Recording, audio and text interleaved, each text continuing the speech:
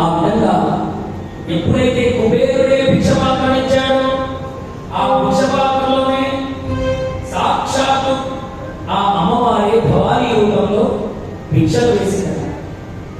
అన్నపూర్ణే సదా పూర్ణే శంకర ప్రాణవల్లభే జ్ఞాన వైరాగ్య సిద్ధ్యర్థం భిక్షాం దేహి చ పార్వతీ. అలా ఆ అమ్మవారి భిక్ష వేసింది.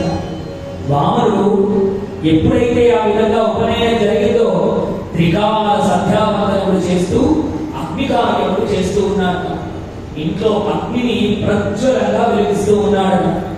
అలా నుదుటిన త్రిపుండ్రములు ధరించి చక్కగా ఆచమనం చేసి రోజు సంధ్యావందన క్రతువులన్నీ ఆచరిస్తూ ఉన్నాడు.